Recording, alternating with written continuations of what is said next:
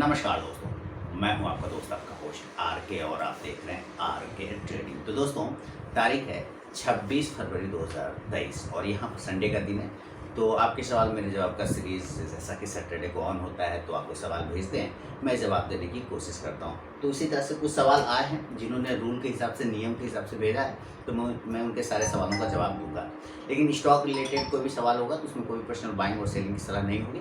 Psychology वाले सवाल पर आप बिल्कुल स्वतंत्र हैं, आपको साइकोलॉजी में पूरा फोकस करना चाहिए। तो ये 207 एपिसोड 207 एपिसोड है आपके सवाल मेरे जवाब का। तो चलिए सवालों का सिलसिला शुरू करते हैं। ज़्यादा सवाल नहीं है, जल्दी ही निपटा लूँगा। तो बढ़ते हैं सबसे पहला सवाल की तरफ। सबसे पहला सवाल देखिए, सबसे पहला सवाल जो है तनवीर आलम जी ने भेजा है दिल्ली से। इनका सवाल है, गुड इवनिंग सर, मेरे पास पीडी लाइट इंडस्ट्रीज़ की 2290 की बाइंग है और वोल्टास 910 की बाइंग है, एनटीपीसी 173 की बाइंग है, टारगेट और स्टॉप लॉस क्या होगा? तो इसके लिए बिल्कुल चार्ट पर चलते हैं और चार्ट पर चल करके इनका टारगेट और स्टॉप लॉस को देख लेते हैं। तो तनवीर जी का जो सबसे पहला स्टॉक है वो है पीडी लाइट। दोस्तों, पीडी लाइट 2290 के आसपास में पीडी लाइट लिया हुआ इन्होंने, और जो फिलहाल पीडी लाइट का भाव चल रहा है वो 2275 के आसपास में चल रहा है। तो तनवीर जी 2300 का एक हर्डल है, 2300 2310 है। अगर ये हर्डल ब्रेक हो जाता है तो आपको 2400 2355 से लेकर 2400 तक के टारगेट आराम से मिल सकते हैं। जो स्टॉप लॉस बनाना होगा आपको भी 2200 के आसपास में लेके चलना होगा। अगर छोटा स्टॉप लॉस रखना चाहें तो 2250 रुपए के आसपास का एक स्टॉप लॉस लेके चल सकते हैं पीडी लाइट में। अगला स्टॉक जो है आपके पास वोल्टास है और वो है 910 की बाइंग। तो चलते हैं वोल्टास में, और वोल्टास की जो बाइंग है 910 की, तो एक स्टॉप लॉस 875 रुपए का लगा लीजिए। 925 का एक छोटा सा हर्डल है, अगर वो ब्रेक हो जाता है तनवीर जी तो फिर ऊपर के लेवल 950 से 975 तक का देखने को आपको मिलेगा। अगला स्टॉक है एनटीपीसी, जो कि 173 पर इन्होंने लिया हुआ है। तो चलते हैं एनटीपीसी की तरफ, नेशनल थर्मल पावर की तरफ। 173 एक स्टॉप लॉस 167 से 165 का बनता है और वहां पर स्टॉप लॉस आपको रखना चाहिए। और 173 का ही हर्डल है, अगर वो ब्रेकआउट हो जाता है तो 177 से 180 तक के टारगेट आपको मिल सकता है। तो ये था तनवीर जी का सवाल का जवाब, दिल्ली से तनवीर जी ने पूछा था। बढ़ता हूं अगला सवाल की तरफ। तो ये था तनवीर आलम जी के सवाल का जवाब। अब बढ़ूंगा सेकेंड क्वेश्चन।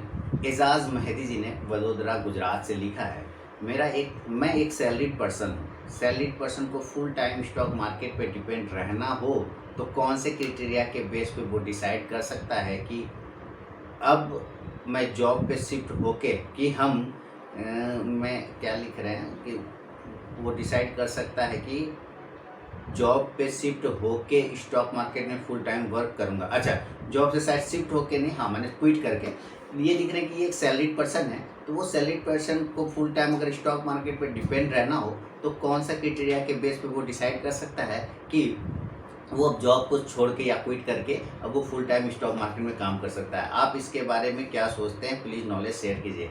एजाज मेहदी, बड़ोदरा गुजरात से। देखिए मेहदी साहब, मैंने कई बार तो बताया है, लेकिन बहुत पुराना सवाल है।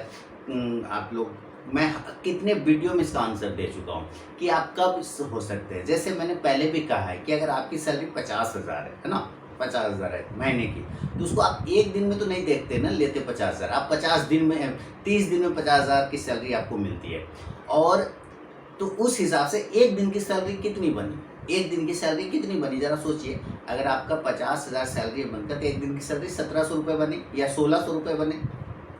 तो आप अगर कंटिन्यू लगभग 1 साल 1.5 साल तक अगर वो सैलरी स्टॉक मार्केट से निकाल पा रहे हैं, लेकिन दिक्कत साइकोलॉजी की होती है कि जैसे आपकी सैलरी 50,000 है कि मान के चलते हैं, तो डेली 50,000 खोजने लग जाएंगे स्टॉक मार्केट में। ये गलत हो जाएगा।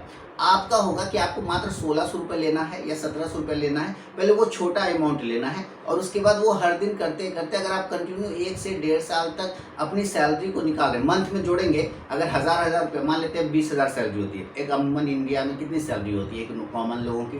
15 से 20,000, उससे ज़्यादा तो नहीं।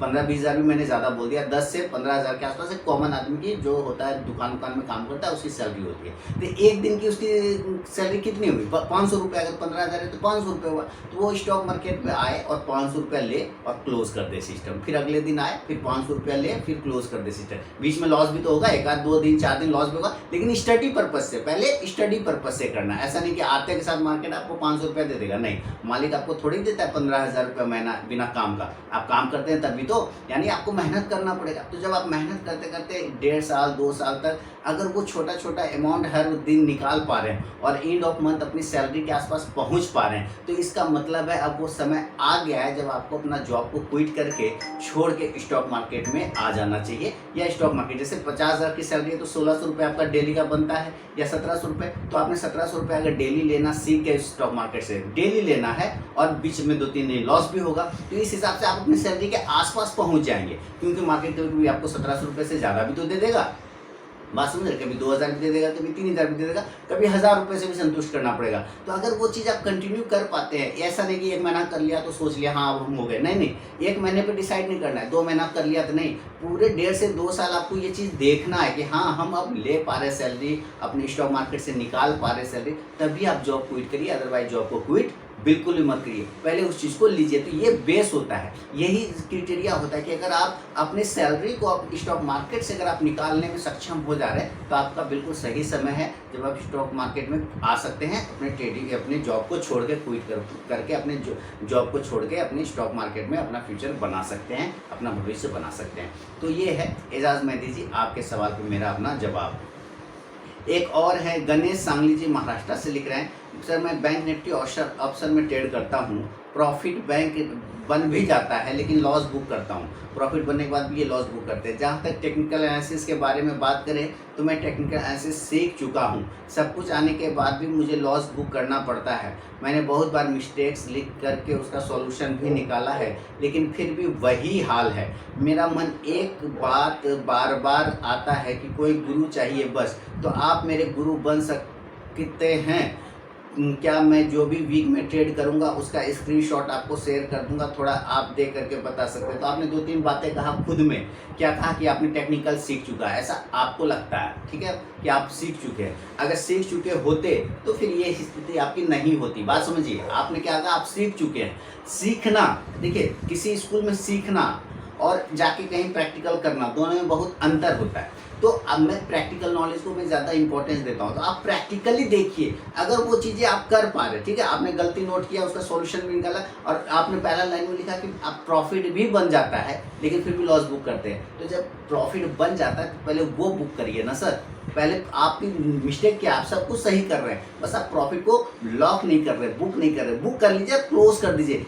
आपका प्रॉब्लम यहाँ पर, यहाँ पर आपका प्रॉब्लम चार्ट पर नहीं है, आपका प्रॉब्लम सिस्टम पे नहीं है, आपका प्रॉब्लम टेक्निकल एनालिसिस में नहीं है, आपका प्रॉब्लम यहाँ पर है, इसमें साइकोलॉजी में प्रॉब्लम है। क्योंकि जब प्रॉफिट बन रहा है तो उसको बुक करके सिस्टम को क्लोज करिए। एक बार आप ये करके देख लीजिए, आप एक बार करके देखिए, मैं आपको बता रहा हूँ, आप एक बार करके देखिए। जब प्रॉफिट बन रहा है आप उस प्रॉफिट को बुक कर दीजिए, यानी कि हाँ अब मैं आज नहीं करूंगा, मेरा काम हो गया। और अगर लॉस हो गया पहला ट्रेड में तो आप उसको क्लोज कर दीजिए। आप कहिए कि हाँ आज का काम हो गया, अब मैं नहीं करूंगा, अब कल करूंगा, ठीक है। तो इस तरह से आप पहले 1 दिन 2 दिन 4 दिन करके देखिए। आपको कंटिन्यू अगर 21 दिन इस प्रोसेस को फॉलो कर लेंगे ना तो आपका जो प्रॉब्लम है ना वो अपने आप ठीक हो जाएगा। क्योंकि आप प्रॉफिट बना तो पा रहे हैं लेकिन उसको क्लोज नहीं कर पा रहे, बुक नहीं कर पा रहे, क्योंकि आप ट्रेडिंग पर ट्रेडिंग, ट्रेडिंग पर ट्रेडिंग, ट्रेडिंग पर ट्रेडिंग करते जा रहे हैं। यानी आप ओवर ट्रेड में फंस रहे हैं, आप कहीं ना कहीं ओवर ट्रेड के चक्कर में फंस रहे हैं। इसकी वजह से हो सकता है 1,000 के प्रॉफिट बनते हो, आपको संतुष्टि नहीं मिलता हो, दूर 1,000 में क्या होगा और थोड़ा सा ले लेते हैं। ये अगर साइकोलॉजी आपकी है तो ये गंदी साइकोलॉजी, ये बेकार साइकोलॉजी, इसको फेंक दीजिए उठा के। आपको बिल्कुल प्रॉपर फॉलो करनी, जैसे आया ना प्रॉफिट आप बंद कर, आप क्लोज कर दीजिए, प्रॉफिट बुक करके क्लोज कर दीजिए। कौन रोकता है आपका हाथ? आपको ये रोकता है, आपको स्क्रीन दिखाता है ये बार बार, और आ जाओ गणेश, और आ जाओ गणेश, और आ जाओ गणेश, रुको ना गणेश, अभी और पैसा मिलेगा गणेश, और पैसा मिलेगा, ये आपको बोलता है। आप इसके कहने पे फंस जा रहे हैं, इसका मत सुनिए, इसका सुनिएगा तो ये बर्बाद कर देगा। आप अपना आँख का सुनिए, अपना उसको काट दीजिए पोजीशन। प्रॉफिट आया ना, हरा है, उसको काट दीजिए और सिस्टम को क्लोज कर दीजिए। टहलने चल जाइए, घूमने चल जाइए, सीरियल देखिए, कुछ देखिए, पर स्क्रीन मत देखिए, वरना वो बुला लेगा वापस, फंसा लेगा आपको और आप फिर लॉस में चले जाएंगे। फिर वही आएगा कि प्रॉफिट बन तो जाता है लेकिन लॉस बुक करते हैं। प्रॉब्लम वहाँ पर है आपकी, प्रॉब्लम वहाँ पर है। तो पहले आप इस प्रोसेस को 21 दिन तक फॉलो करिए सर। मेरा उम्मीद ही नहीं, आशा ही नहीं वरन पूर्ण विश्वास है कि आप कर पाएंगे और जरूर प्रॉफिटेबल बन पाएंगे। क्योंकि जब प्रॉफिट बन रहा है, आप लिख भी रहे, तो फिर बुक करने में क्या जा रहा है, तो प्रॉफिट पहले बुक कर लीजिए। अब बाकी बात है तो मैं शेयर करता रहता हूँ, लोग मुझे व्हाट्सएप पर स्क्रीनशॉट भेजते रहते हैं, जहाँ तक होता है मैं हेल्प करता भी रहता हूँ। लोगों को पता है मैं हेल्प करता ही रहता हूँ, लोग अपना स्क्रीनशॉट भी भेज देते हैं, मैं पूछ भी लेते हैं कि सर ये सही है, तो मैं यस और नो जैसा भी होता है जवाब देने की पूरी कोशिश करता हूँ। आप बिल्कुल उसको देखिए, आप बिल्कुल उसको प्रोसेस को फॉलो करिए। नहीं कर पाएंगे ना तो मुश्किल है, क्योंकि प्रॉफिट बुक करने के बाद भी अगर आप स्क्रीन पे चिपके रहेंगे, फुल टाइम ट्रेडर का मतलब क्या होता है, 9 से 3:30 बजे तक ट्रेड करना, उसको फुल टाइम ट्रेडर नहीं बोलते हैं सर, है ना। जिसने भी ये परिभाषा बनाया है या जैसा भी आपने यहाँ सुना है उस तरह का, तो बिल्कुल गलत सुना है। 9:15 से 3:30 तक जो ट्रेड करता है वो फुल टाइम ट्रेडर नहीं होता है। ट्रेडिंग का मतलब होता है फुल टाइम ट्रेडर कि आप अपना घर उसी से चला रहे हैं स्टॉक मार्केट से, तो आप फुल टाइम ट्रेडर हैं, सिंपल सा गप है। तो आपने अपना प्रॉफिट लिया, क्लोज कर दिया, अगले दिन आइए ना। क्यों दिन भर बैठना है, फुल टाइम ट्रेडर कहलाने के लिए क्यों बैठना है भैया, इंजॉय करिए, मजाक कीजिए, क्या टेंशन है। लेकिन आप वो नहीं कर पा रहे, इसलिए आपको प्रॉब्लम आ रहा है। आप पहले वो काम करिए जो मैंने आपको बताया, 21 दिन तक प्रॉफिट या लॉस होने पर सिस्टम को क्लोज करना सीखिए, आपकी साइकोलॉजी सही हो जाएगी। तो ये है गणेश सांगली जी का आपके सवाल मेरे जवाब वाले सीरीज में। एक और सवाल है, तो उस सवाल को मैं ज़रा सा देख लूँ।